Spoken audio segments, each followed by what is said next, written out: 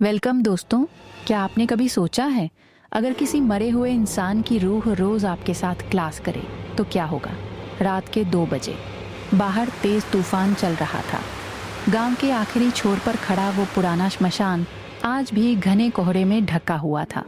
लोग कहते हैं उस श्मशान के पास बने काली मंदिर में कई साल पहले एक तांत्रिक ने आत्माहुति दी थी।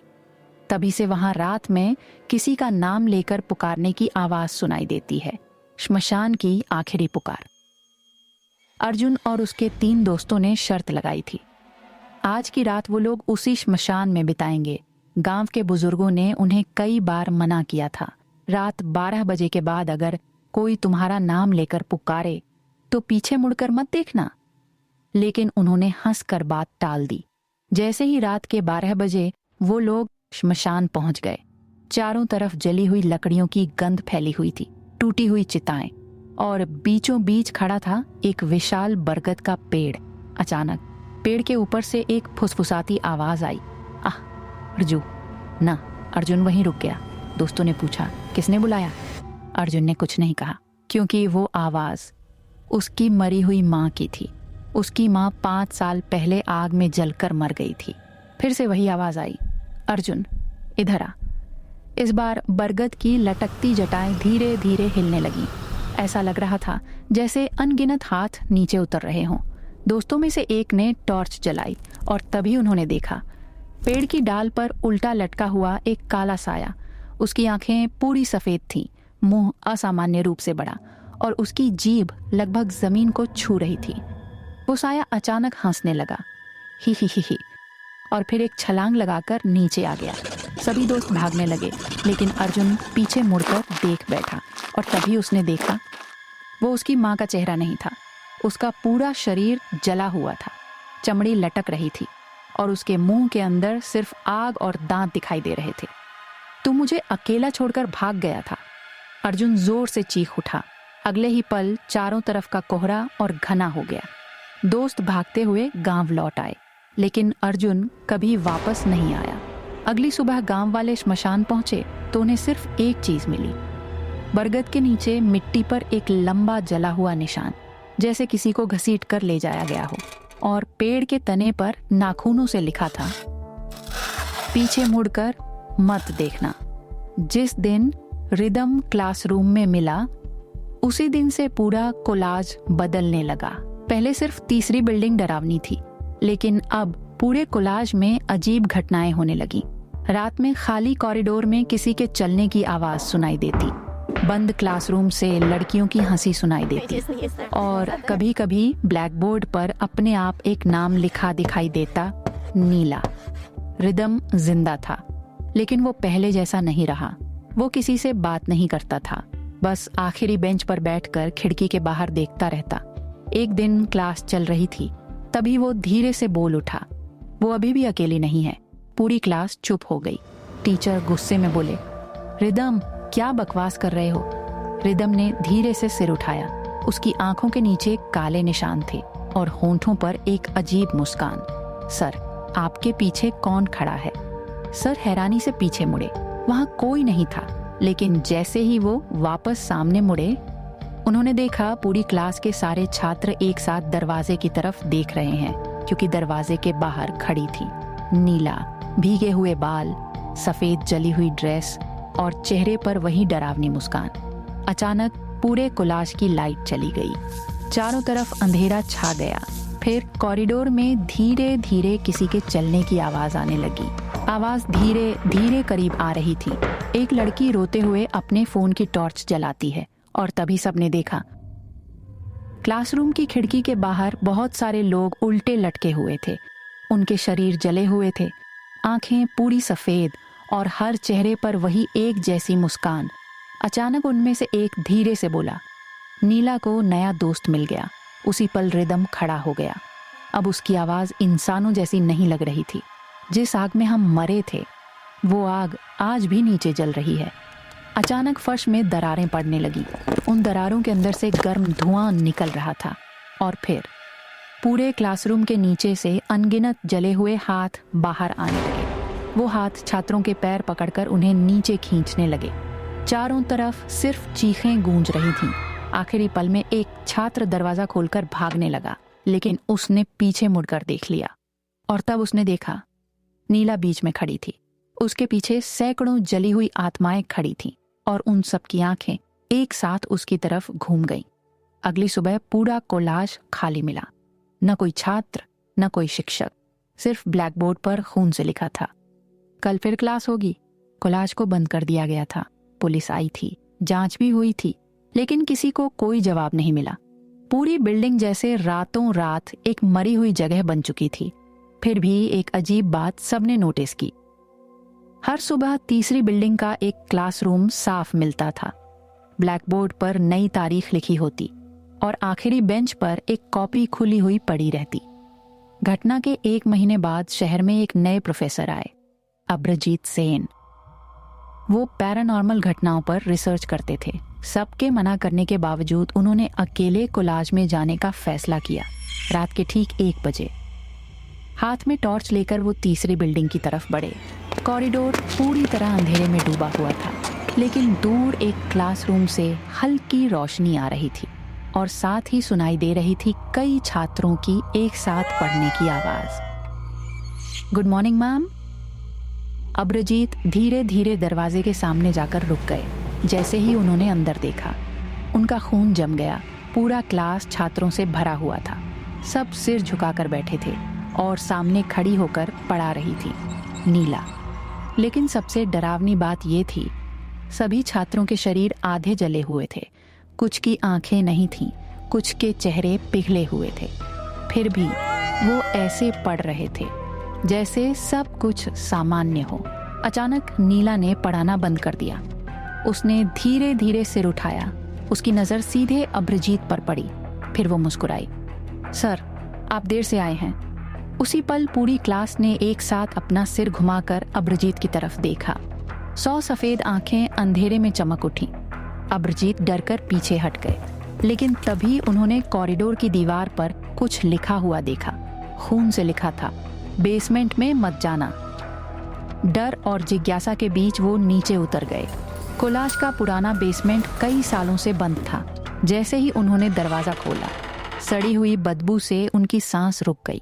टॉर्च की रोशनी पड़ते ही उन्होंने देखा, चारों तरफ पुरानी बेंचें, जले हुए बैग और दीवारों पर काले हाथों के निशान। अचानक जमीन पर पड़ा एक अखबार उनकी नजर में आया। हेडलाइन थी, 2018 में कोलाज में भीषण आग, 47 छात्र छात्राओं की मौत। अभ्रजीत के हाथ कांप उठे। उसी वक्त पीछे से एक लड़की की फुसफुसाती आवाज आई, हमें बचाने कोई नहीं आया। उन्होंने धीरे धीरे पीछे मुड़कर देखा और देखा उनके पीछे नीला खड़ी थी, लेकिन इस बार वो अकेली नहीं थी। उसके पीछे वही 47 जले हुए छात्र छात्राएं खड़े थे। उनके शरीर से धुआं निकल रहा था, आंखें आग की तरह जल रही थीं। नीला ने धीरे से अपना हाथ आगे बढ़ाया और कहा, सर, आज से आप भी हमारी क्लास का हिस्सा हैं। और तभी पूरे बेसमेंट का दरवाजा अपने आप बंद हो गया। ऊपर खाली पड़े कॉलेज के अंदर फिर से वही आवाज गूंजने लगी, गुड मॉर्निंग मैम। जैसे ही बेसमेंट का दरवाजा बंद हुआ, अभ्रजीत समझ गए वो फंस चुके हैं। चारों तरफ सिर्फ जले हुए मांस की गंध थी। दीवारों की दरारों से काला धुआं निकल रहा था और सामने खड़ी थी नीला। उसके पीछे वही 47 आत्माएं। अभ्रजीत कांपती आवाज में बोले, तुम लोगों के साथ आखिर हुआ क्या था? नीला के चेहरे की मुस्कान धीरे धीरे गायब हो गई और फिर पूरा बेसमेंट अचानक बदलने लगा। चारों तरफ आग भड़क उठी, चीखें, भाग दौड़, पूरा कमरा धुएं से भर गया। अभ्रजीत जैसे अतीत को अपनी आंखों से देख रहे थे। 2018 की वो रात कोलाज में सांस्कृतिक कार्यक्रम चल रहा था।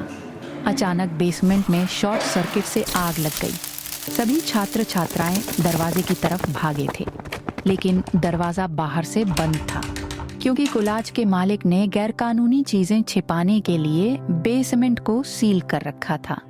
47 छात्र छात्राएं आग में जलकर मर गए और नीला आखिरी पल तक सबका हाथ पकड़कर उन्हें बचाने की कोशिश करती रही, लेकिन कोई नहीं बच पाया।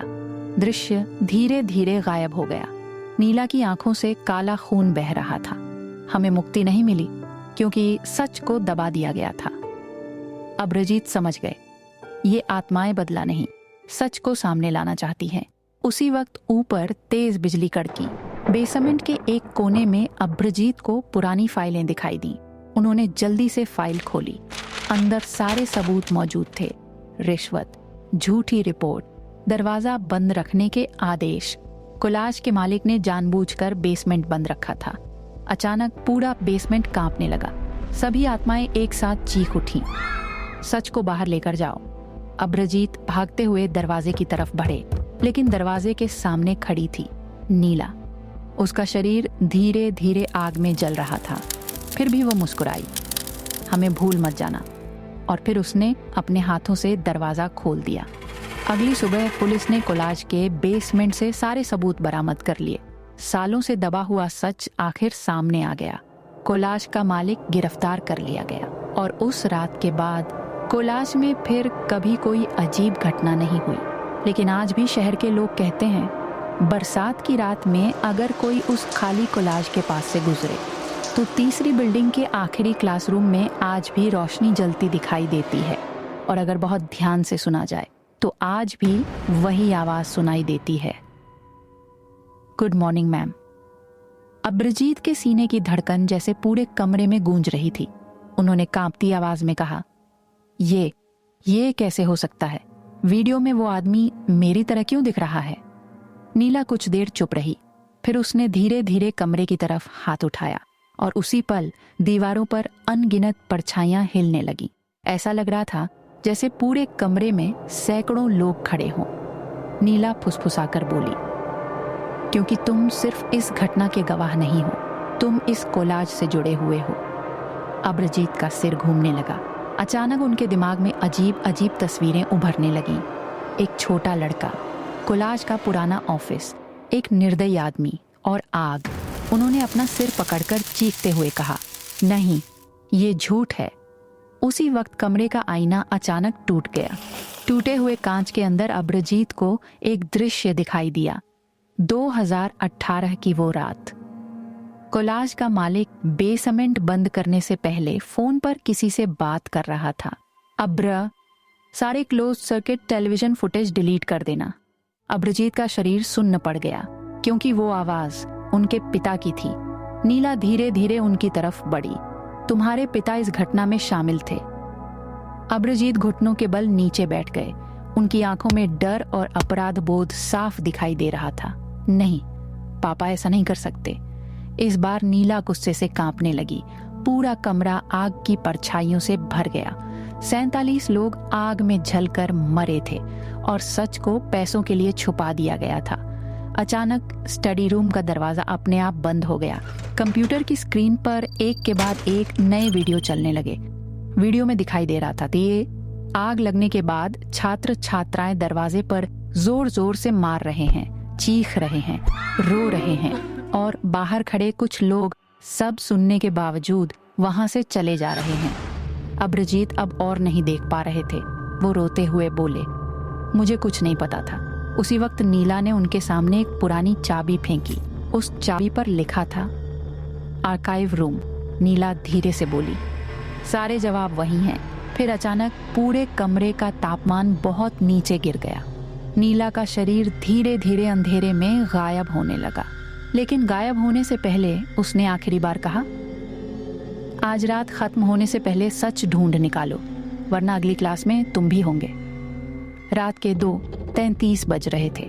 बाहर तेज बारिश हो रही थी और अब्रजीत कोलाज के पुराने आर्काइव रूम के सामने खड़े थे। उनके हाथ में वही जंग लगी चाबी थी। कॉरिडोर में एक अजीब सी खामोशी फैली हुई थी।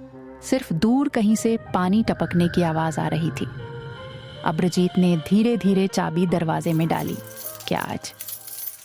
दरवाजा खुलते ही अंदर से बर्फ जैसी ठंडी हवा बाहर आई। कमरा पूरी तरह अंधेरे में डूबा हुआ था। जैसे ही उन्होंने टॉर्च की रोशनी अंदर डाली, चारों तरफ पुरानी फाइलें, धूल से ढकी तस्वीरें और दीवारों पर टंगे कुछ जले हुए नोटिस बोर्ड दिखाई दिए। अचानक एक फाइल अपने आप जमीन पर गिर गई। अब्रजीत ने उसे उठाकर खोला।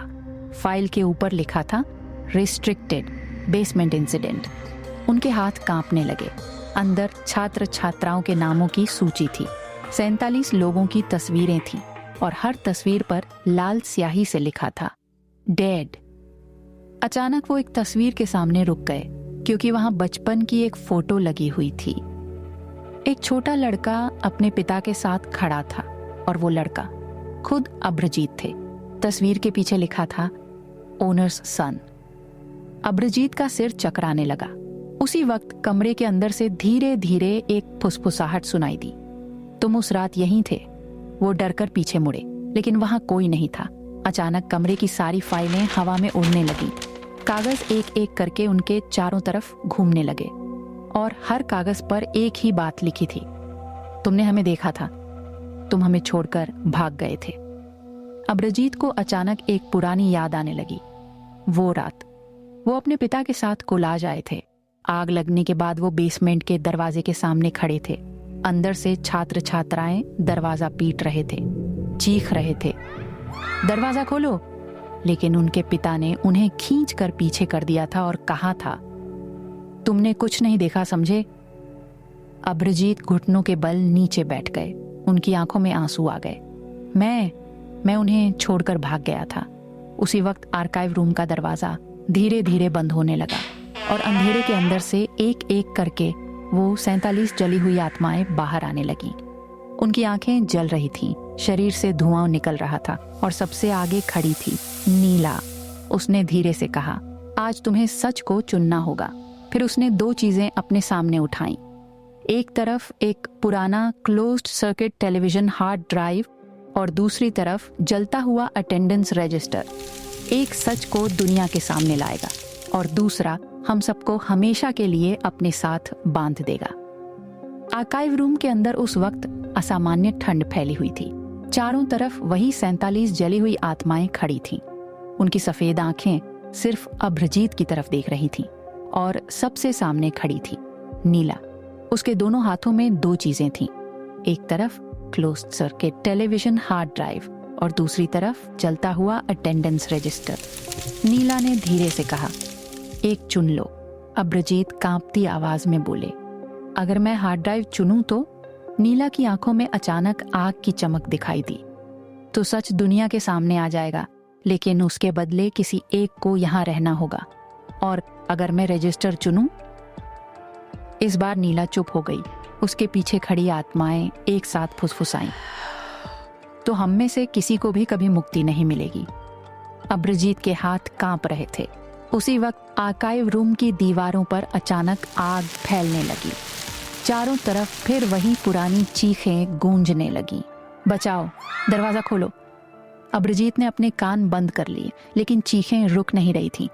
अचानक उन्होंने देखा एक छोटी लड़की की आत्मा उनके सामने आकर खड़ी हो गई। उसका आधा चेहरा जला हुआ था। हाथ में पिघला हुआ आइडेंटिफिकेशन डॉक्यूमेंट कार्ड था। वो रोते हुए बोली, मैं घर वापस जाना चाहती थी। फिर एक एक करके बाकी आत्माएं भी आगे आने लगी। कोई अपनी माँ को पुकार रहा था, कोई मदद मांग रहा था और कोई बस चुपचाप खड़ा होकर रो रहा था। अभ्रजीत अब और सहन नहीं कर पाए। वो दौड़कर गए और हार्ड ड्राइव उठा ली। उसी पल पूरा आर्काइव रूम कांप उठा। सभी आत्माएं एक साथ भयानक चीख उठी, लेकिन इस बार उनकी चीखों में गुस्सा नहीं था, मुक्ति की खुशी थी। अचानक नीला मुस्कुराई। इस बार उसके चेहरे पर कोई डर नहीं था। पहली बार वो एक सामान्य इंसान जैसी लग रही थी। उसने धीरे से कहा, धन्यवाद सर। उसी वक्त आर्काइव रूम के सारे दरवाजे और खिड़कियां अपने आप खुल गईं। बाहर से सुबह की रोशनी अंदर आने लगी। एक एक करके आत्माओं के शरीर धुएं की तरह गायब होने लगे। कोई मुस्कुरा रहा था, कोई रो रहा था और कोई आखिरी बार उस कोलाज की तरफ देख रहा था। सबसे आखिर में सिर्फ नीला खड़ी थी।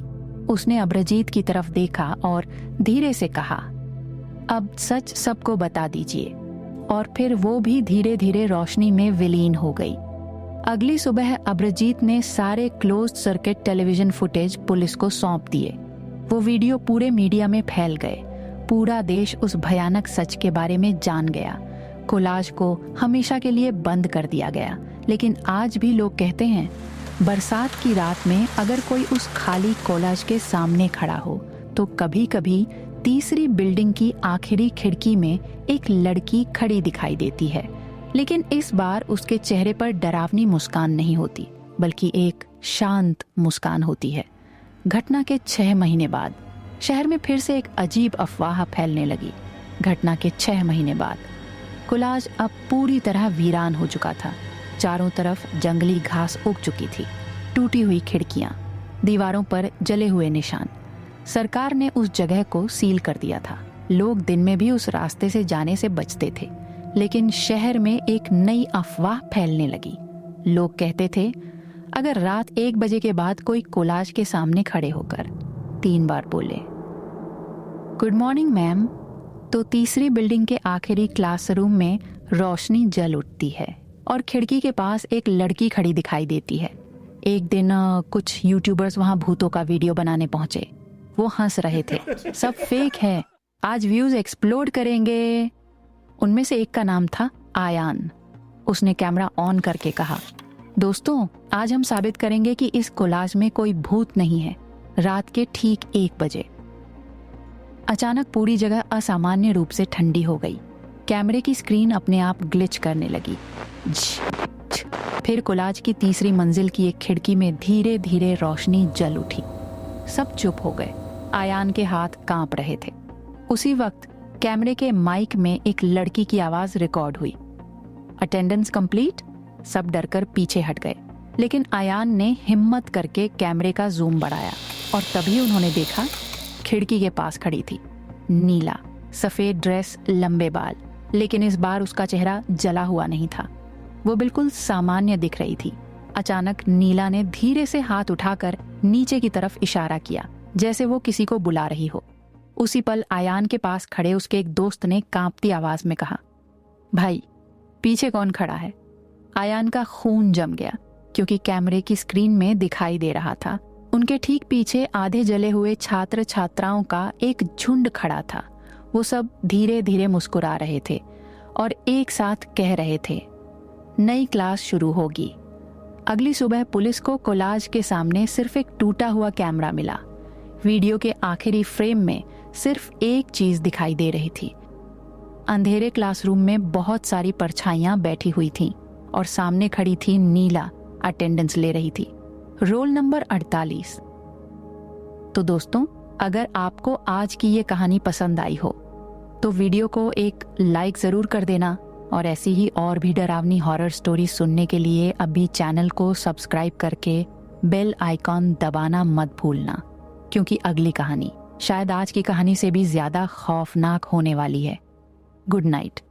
और अगर रात में कोई तुम्हारा नाम लेकर बुलाए तो पीछे मुड़कर मत देखना।